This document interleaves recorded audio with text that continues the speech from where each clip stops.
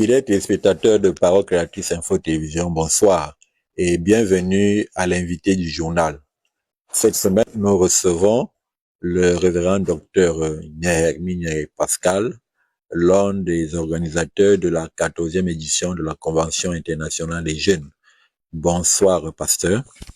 Bonsoir, très cher frère Mounet. Bonsoir aux auditeurs. Bonsoir à tous les frères et sœurs du message au Cameroun et à l'international. Alors, pasteur, comment allez-vous? En forme? Je vais très bien par la grâce de Dieu. Merci. Alors, beaucoup aimeraient bien savoir qui est le docteur Nyermi Pascal. Pouvez-vous vous présenter à nos chers téléspectateurs, s'il vous plaît?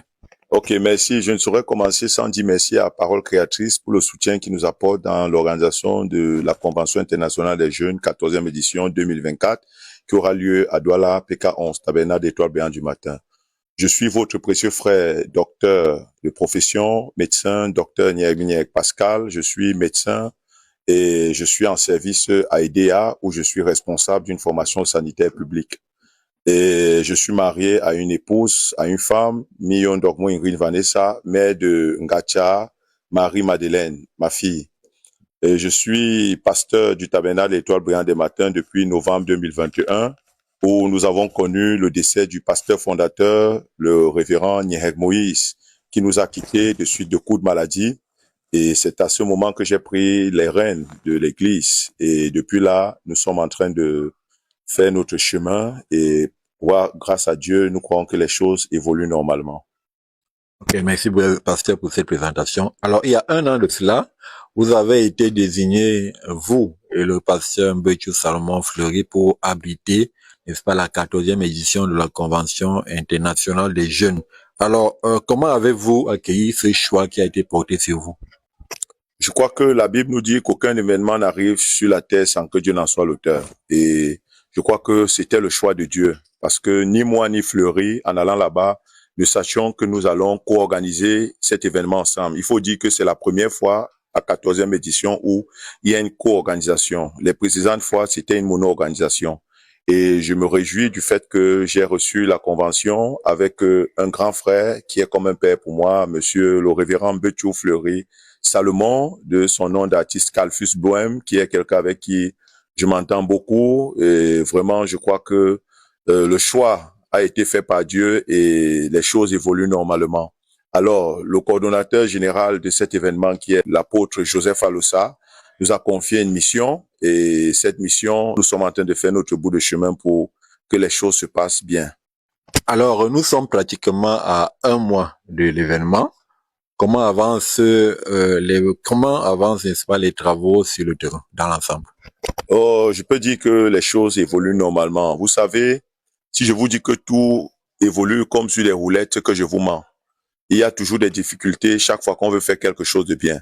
Mais pour les gens comme nous, la difficulté nous fait savoir que la chose va bien se passer. Donc, nous sommes en train d'évoluer, c'est pas facile. Déjà, il faut que le lieu, qui était une petite assemblée qui avait de la peine pour contenir 200 personnes, nous avons effectué des travaux d'extension pour qu'elle puisse contenir au moins 2000 personnes. Et nous sommes presque à la fin des travaux. Nous croyons que les choses seront prêtes avant l'événement. Nous avons mis sur pied différentes commissions et nous avons commencé les consultations. Vous savez, dans tout ce que nous faisons dans la vie, il faut innover. Notre but n'est pas de venir faire ce qui a toujours été fait, mais c'est de rassembler le plus de personnes. Et nous avons essayé de consulter certaines personnes qui n'étaient pas liées directement à l'événement pour qu'ils soient intéressés et nous avons essayé de les écouter.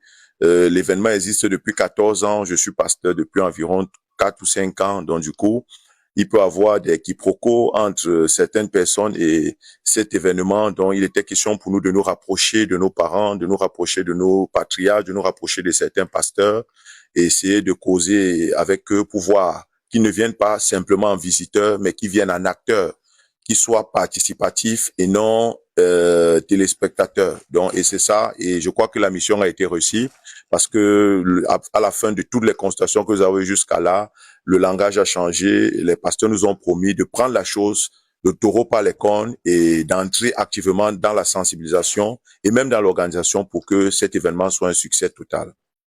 Merci, pasteur.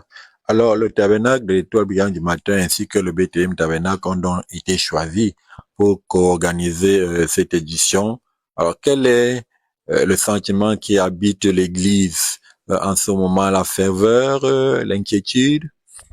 Bon, ce que je peux vous dire, c'est que tout ce qu'un chrétien fait, c'est par la foi. Et c'est la foi qui nous donne le sourire. Sinon, il y a un peu de stress qui peut entrer, mais nous avons confiance que par la grâce de Dieu, les choses vont bien se faire. Quand vous avez un seul morceau de bois, vous avez du feu, mais dès que vous avez deux morceaux de bois, vous avez un feu qui est plus intense. Et je crois que nous ne sommes pas seuls dans cet événement. Nous avons Bethlehem Tabernacle à côté de nous et même des pasteurs qui ont décidé de nous associer, de nous accompagner, notamment l'apôtre Jules Damer, Tabernacle Mont des Oliviers, le pasteur Léopold Ekoué, le pasteur Maïngue François Tapelon, qui se charge de la communication auprès des ministres. Donc nous avons plusieurs pasteurs, les pasteurs Mundingo qui ont envoyé des représentants à la réunion. Nous avons plusieurs pasteurs, le pasteur Guérin, le pasteur Lélé Henry depuis le Canada, je ne peux pas tous les citer, le pasteur Gautin de l'Assemblée chrétienne de Bonamou-Sadi, qui a même déjà donné une contribution. À la première consultation, il est arrivé avec son enveloppe. Avant qu'on dise même, Moïse m'a d'abord flashé une enveloppe pour dire, mon fils, tu n'es pas seul, nous faisons ensemble. Donc nous croyons que nous, au niveau humain, nous pouvons avoir des limites, mais Dieu a tout prévu. Et Dieu qui fait des choses en grandissant, cet événement sera d'un succès total. Et nous ne pouvons que nous réjouir, entrer dans les réjouissances même avant l'événement et dire par la foi parfaite que cet événement sera d'un succès total. Amen. Alors, M. Samena, 2025, c'était une réussite totale. Nous avons passé des moments extraordinaires que nos téléspectateurs ont d'ailleurs vécu en direct sur Parole Créatrice Info Télévision. Quelle est la particularité, n'est-ce pas, de la convention 2026 qui aura lieu ici, au Tabernacle de l'Étoile brillante du matin? Bon, la particularité, c'est il y a plusieurs niveaux. Vous savez, Messamena, c'était une zone périurbaine ou une zone rurale, je sais pas trop. Mais à Douala, nous sommes carrément en zone urbaine. Donc, c'est deux choses différentes. C'est une grande métropole au Cameroun. Et vous savez que notre cher prophète est né en 1906. Quand on prend 1906 à 1946, c'est une génération. 46 à 86, c'est une deuxième génération. 86 à 2026, c'est une troisième génération. Je crois que cette année, c'est une année de transition entre la troisième et la quatrième génération depuis la naissance de notre prophète.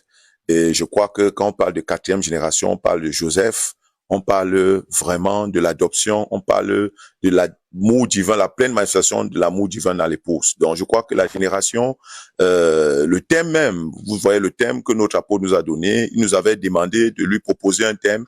Mais avant même que nous ayons le temps de réfléchir, il nous a appelé, il nous a dit, bon voilà, j'ai eu un thème par inspiration, nous allons parler de la nouvelle génération. Qui dit nouvelle génération dit nouvelle manière de faire les choses. Donc, Douala, ça sera une particularité parce que la 14e édition de cet événement, mais la première fois que cet événement est organisé à Douala. Et j'ai appris de certains aînés que le message est entré au Cameroun par la ville de Douala. Donc, je pense que c'est un retour aux sources. Et je pense que cet événement sera d'une particularité totale, d'où la pression, parce que recevoir 600 personnes et recevoir des milliers de personnes, c'est deux choses différentes. Donc, nous évoluons par la grâce de Dieu et nous croyons que si Dieu a fait de cet événement un événement particulier, il a aussi prévu avant la fondation du monde des hommes particuliers pour pouvoir mener à bien ce projet. Et là, nous ne pouvons que nous attendre à lui pour la réussite totale de cet événement. Amen. Alors, vous avez mené depuis un certain temps plusieurs concertations, plusieurs réunions avec les pasteurs de la ville de Douala. Quelle est la finalité de ces rencontres et à quoi doit-on s'attendre pour la suite? Vous savez, nous sommes des Bantous et les Bantous aiment être honorés. Quand vous voulez inviter quelqu'un que vous respectez, vous n'envoyez pas des publications sur Facebook pour qu'il les lise et qu'il vienne.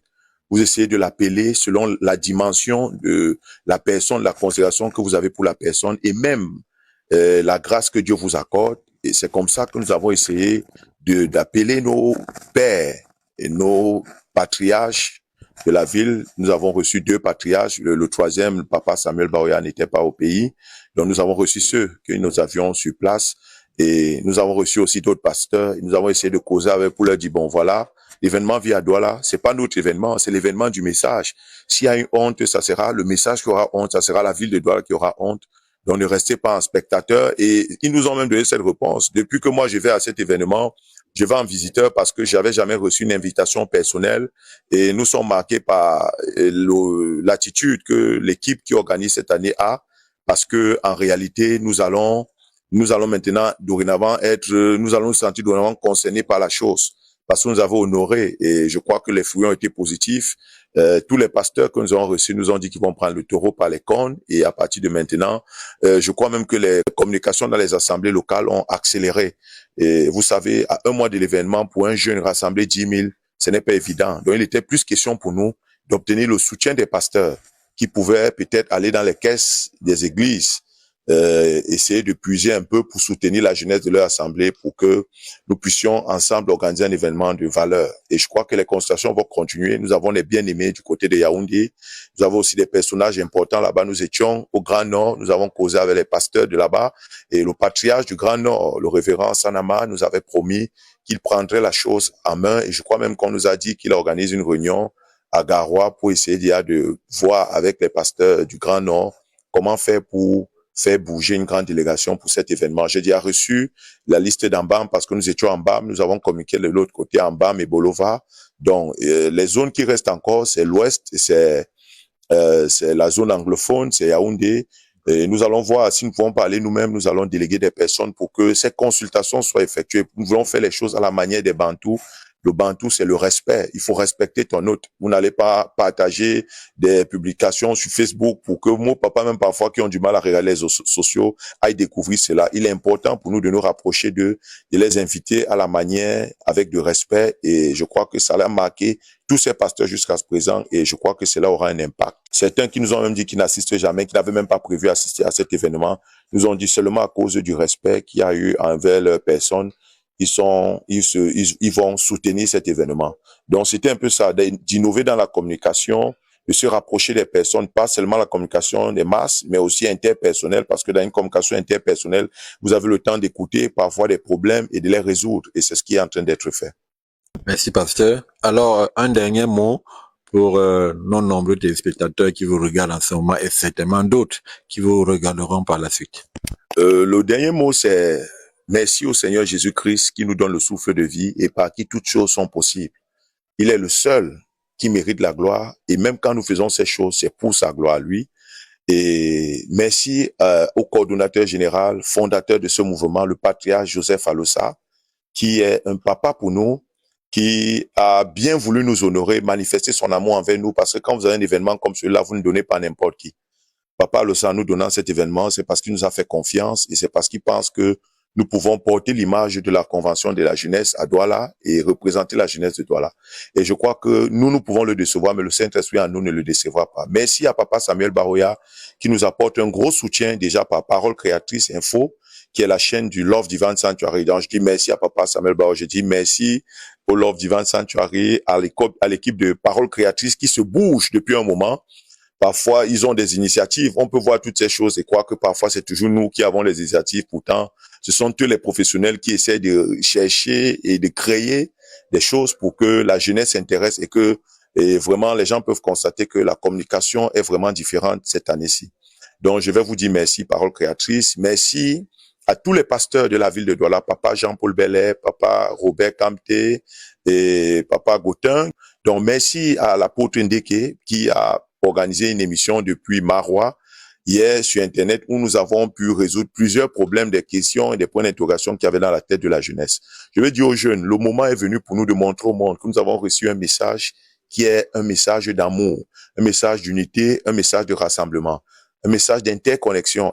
Seuls nous pouvons faire, mais ensemble nous ferons mieux. Il est question pour la jeunesse de se rassembler, l'épouse se réunit. Et le cri du commandement est venu pour réunir l'épouse. Et je crois que quand l'eau se déverse, l'eau est censée amener les canards au-dessus de toutes les barrières, barrières humaines, barrières ci ou cela. Donc, qu'importe la région où tu te trouves, si tu as les moyens, n'hésite pas à venir. Si tu n'as pas les moyens, n'hésite pas à venir. Dieu fera grâce. Une chose est sûre, nous avons annoncé la gratuité pour la zone du Grand Nord, la gratuité pour la zone du Sud et pour la zone de l'Est, excepté Kribi. Les frères de Yaoundé, les frères de Douala et autres vont se battre. Je veux aussi dire merci à mon ami personnel, l'apôtre Mapoko, de Joseph Perfection Tabena, qui m'a contacté l'autre jour et qui m'a dit, mon frère, tu as mon plein soutien, je suis en train de mobiliser mes troupes. J'ai déjà une centaine de personnes dans mes troupes qui qui vont faire le voyage et je suis en train de mobiliser pour que nous puissions aller au-delà de ces chiffres. Merci mon très cher ami, merci Reverend Lynn Cyril, à tous ces gens que j'ai comme amis à Yaoundé, je peux pas citer tous les noms nommément. Merci à tous, c'est notre fête, c'est la fête de la jeunesse. Montrons au monde ce que c'est la jeunesse du message du temps de la fin. Merci du merci, fidèle téléspectateur de Parole Créatrice Info Télévision. Je rappelle que nous avions donc comme invité du journal cette semaine le révérend pasteur Nyermi Pascal, qui est le pasteur du Tabernacle de l'Étoile Brillante du Matin et qui co-organisera avec le pasteur Béchou Salomon Fleury la 14e édition de la Convention internationale des jeunes.